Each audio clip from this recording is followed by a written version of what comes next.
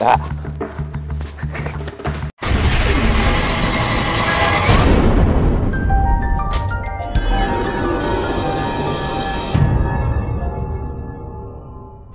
Ya pemirsa, seperti biasa saya sekarang tiba di sebuah perguruan silat Salaka Domas Daerah Cikarang, Bekasi. Kebetulan kali ini adalah kehormatan buat saya karena saya didampingi oleh rekan-rekan saya, rekan seperjuangan yang sering sama-sama syuting. Yang sebelah kanan saya ini namanya Mr. Elki Kue. Jadi kalau suka nonton iklan, suka nonton sinetron, film layar lebar kemarin, bla bla bla, ada beberapa banyak film yang dimainkan beliau. Kemudian di sebelah saya ini yang satu lagi, nah ini dia Mr. Wiro Sableng, Ken Wiro Sableng. Jadi hari ini hari yang spesial karena saya didampingi dua orang rekan saya, sesama pemain film, sesama pemain sinetron. Ya, jadi sekarang kita mendatangi perguruan Domas. Kita langsung ketemu guru besarnya ya di sini, namanya Citapak. Nah, seperti apa boleh kita ngobrol. Sebentar pemirsa, ternyata saya ketemu, ini ada mangga. Kita jalan lagi. Sekarang kita ketemu, kita mau ngobrol-ngobrol dengan yang punya perguruan pemirsa.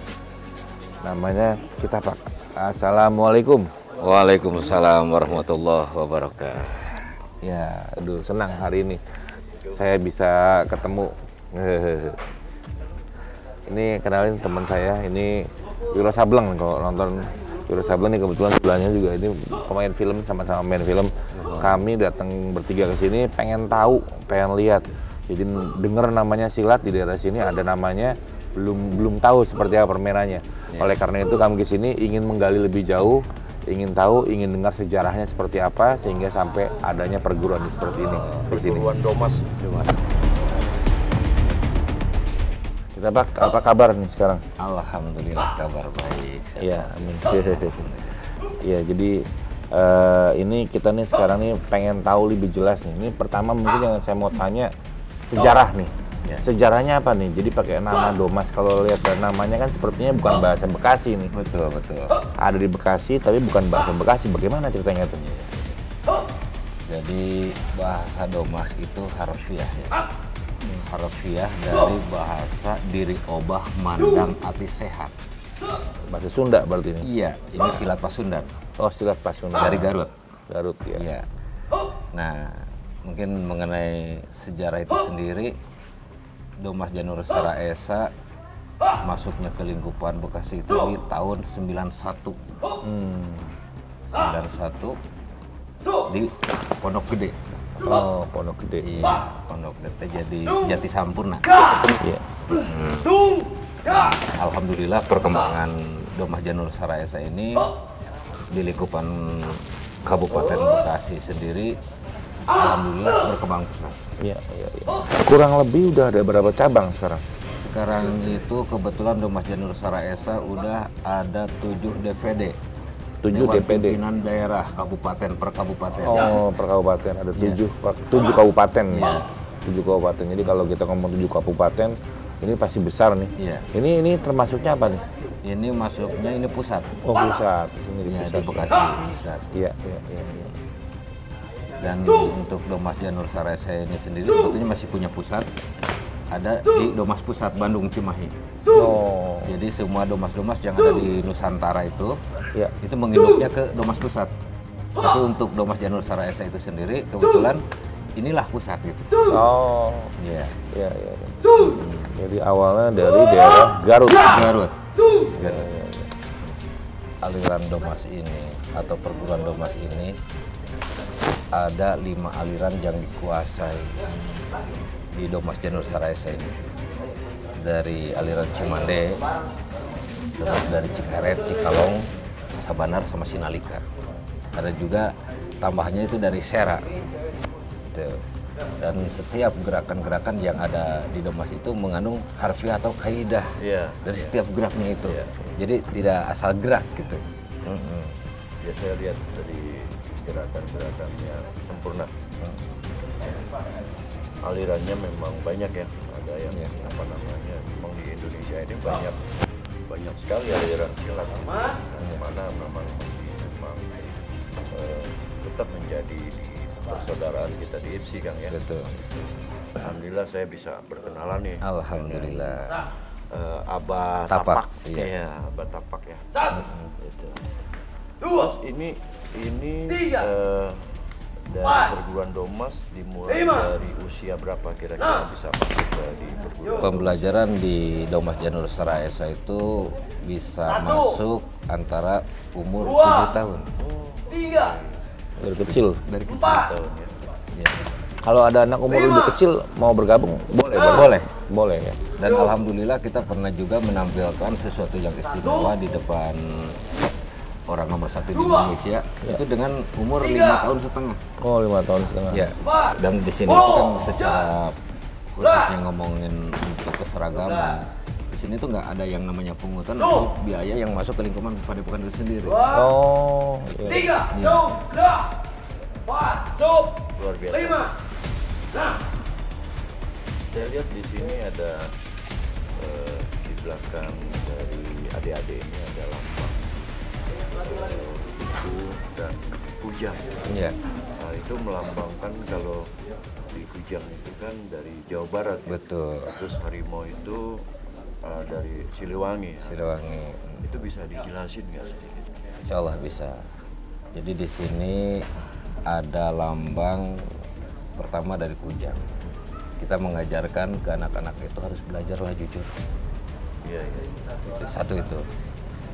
Kalau secara mengukuhkan jangji itu kukuhkan ku ujang, sebebenah ku ujang, Iya. gitu ya. Benahin. Pemuda sama Jawa kalian. Barat, Ujang namanya. Iya, ku ujang. Iya, Itu kukuhkan ku ujang.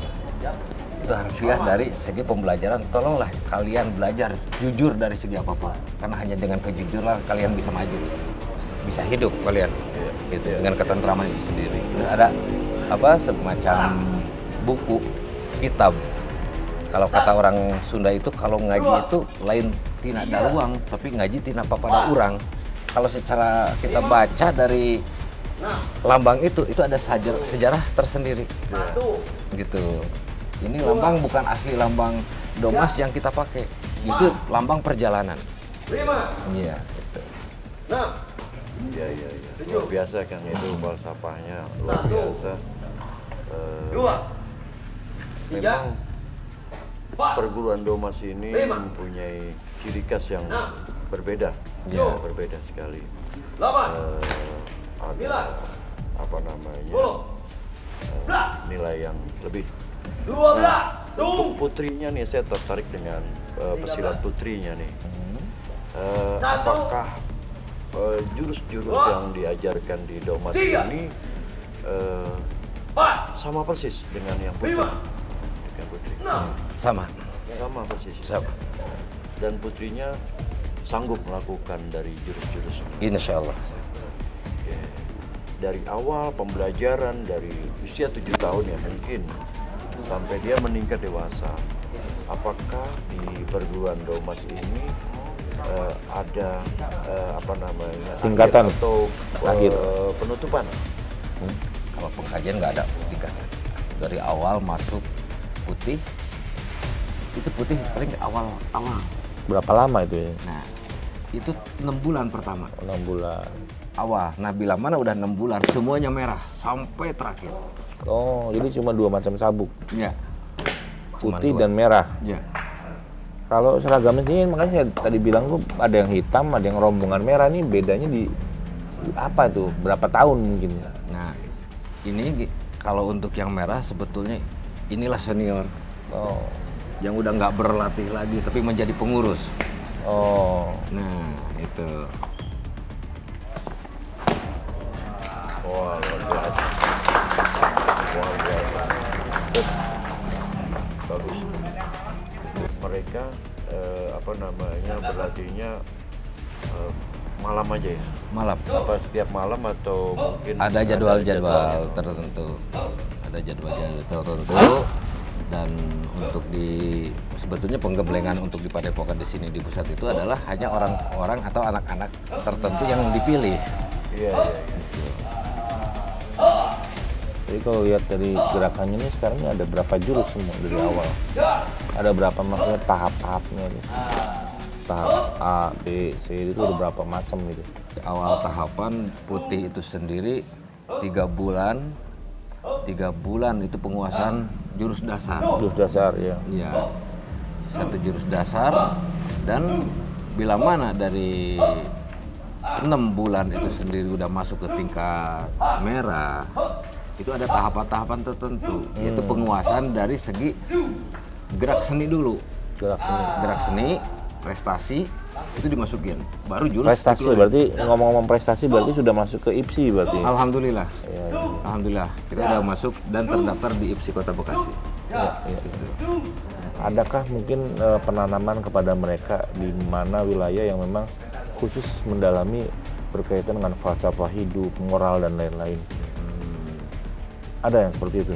Ada. Kalau untuk mengkaji falsafah ini, wabil khususnya di tingkatan antara 4 ataupun 5, itu diawali dengan semacam pengkajian kaidah. Iya. Itu pengkajian kaidah, karena setiap gerak ada yang namanya kaidah goibiyah. Gitu, yang tidak bisa orang lain tahu. Tiap orang berbeda berarti. Berbeda. Oh, Dan jadi setiap anak-anak pengalaman spiritualnya lain-lain berarti. Lain-lain. Ya, ya. gitu, lain-lain. Sampai saat ini di perguruan pencaksilat Thomas Pusaka ini di lokasi Cikarang ya. Sampai saat ini sudah ada berapa anggotanya dan apakah sudah membuka cabang di daerah tempat lain di mana saja? Oh. Alhamdulillah untuk anggota kita udah punya 3.640 orang yang mempunyai KTA. Berarti yang nggak punya ada lagi banyak. Ini kebanyakan belum yang di sini. Oh gitu. Itu yang sudah ada 3.640 orang itu yang punya. Nah, untuk cabang itu sendiri kita udah buka beberapa cabang, di antaranya di Tasik, di Banjar, Bandung, dan di Garut. Terus di Bekasi juga ada, dan di Banten, Jakarta. Alhamdulillah kita udah 7 DVD yang kita pegang. 7 DVD. Luar biasa. Berarti sudah cukup banyak ya, selain di Bekasi, Jakarta juga sampai di Jawa juga Ya, sudah. alhamdulillah. cabang ya. Udah. Dan ini abah saya tadi melihat adik-adik yang berlatih ini kebanyakan adik-adik sebagian ya, remaja, bahkan ada yang di bawah 10 tahun. Target dari Thomas Pusaka untuk mendidik adik-adik kecil ini, apakah ada target tertentu ke depannya? Ingin anak-anak kita itu menjadi anak-anak yang berbakti dan berprestasi. Itu intinya. Dan alhamdulillah selama ini untuk Thomas Pusaka ini kita udah meraih beberapa kejuaraan, dan menjadi satu contoh belum lama ini ada event di TNI. Dari awal naik sampai antar provinsi kita juara 1 terus. Pelatih di sini murid-murid sekitar orang sini. Orang jauh semua. Orang sini nggak ada.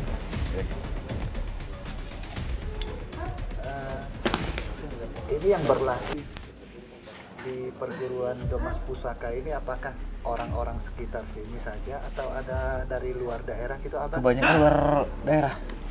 Luar daerah, dari kecamatan lain gitu. Ini kalau di perguruan kan ada Munas ya, musyawarahnya nasional, dari Padepokan Cabang perguruan Kidomas ya. Ya. Nah itu biasanya diadakan pada tanggal berapa? Pada tanggal 23 Februari. 23 Februari. Iya. Di pusat ya? Di pusat di sini. Luar biasa. Dan mereka dari seluruh DPW datang. Wah, rame. Ada yang KTA-nya aja udah 3.000 lebih. Ya. Itu satu lapang bola gitu. 3.000 lebih. Ya, Itu 3.000. satu lapang bola itu kita khusus keluarga Thomas ini ya agak lempung. Gitu. Itu udah pernah dicoba beberapa kali. Alhamdulillah itu kagak muat. Ya. Kalau udah datang semua. Iya. Apalagi di Milad gitu. Mungkin mau ini sedikit gambaran tadi. Gimana ceritanya kalau seorang pendekar dari Domas ini dikeroyok orang? Mungkin sedikit diatraksikan, didemonstrasikan mungkin dengan pelatihnya atau murid yang paling bagus, bagaimana diceritakan sambil memberi pelajaran kepada penonton kita.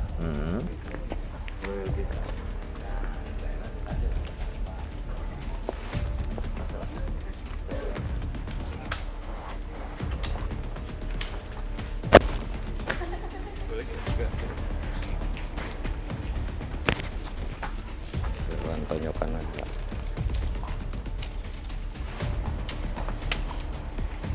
Ini gerakan dasar dari segi Domas, mainnya Domas. Coba pukul. Ya. Pertama ini, coba sekali lagi. Tuh. Tuh. Ini. Masuk. Ya. Itu awal. Ya. Nah, ini dari luar, gerakan luar atau catokan luar.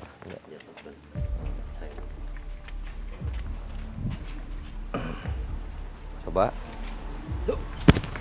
Satu. Ini udah nyangkut. Iya. Posisi sini. Tek. Bawa. Dari sini. Iya. Ini posisi. Nah, di sini mungkin ada yang namanya kuncian juga. Oh, dikunci Walaupun juga. ada di bawah, tapi dia bisa bergerak menjatuhkan kita juga. Nah, jadi kayak mata rantai lah. Ya, Kita terus ya. nyambung dan nyambung. Nah, terus ini kalau dari dalam semacam ini. Ini tanggeh namanya. Gerak tanggeh. Nah, coba. Terus, pukul, masuk,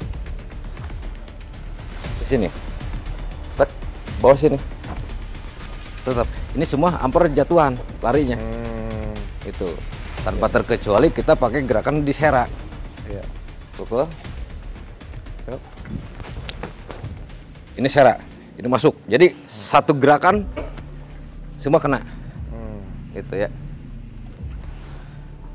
Kalau secara dibantingan wabil khusus, coba. Nah, ini ada yang namanya gerakan sini. Ya. Coba. Mungkin Dewa.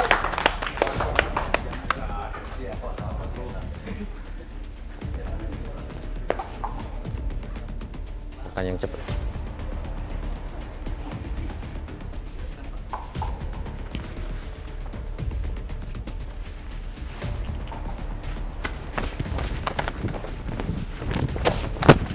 Nah,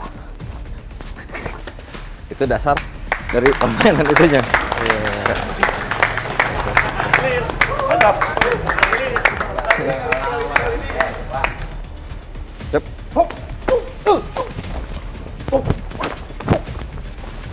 Nah, lilis. Terus kolot.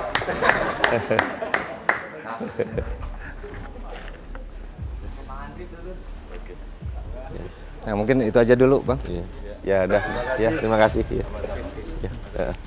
Ya pemirsa, jadi tadi kita sudah melihat dari awal banyak pelajaran yang kita bisa terima.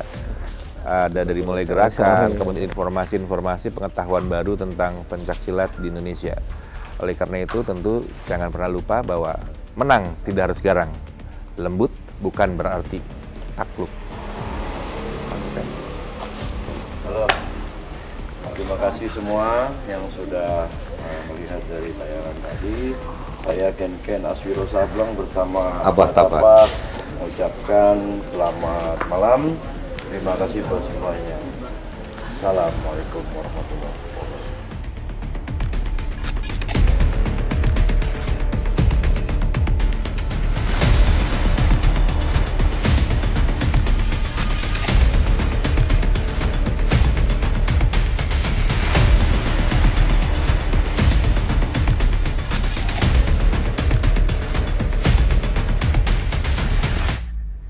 Domas Janur Saraesa. Jaya Hidayah.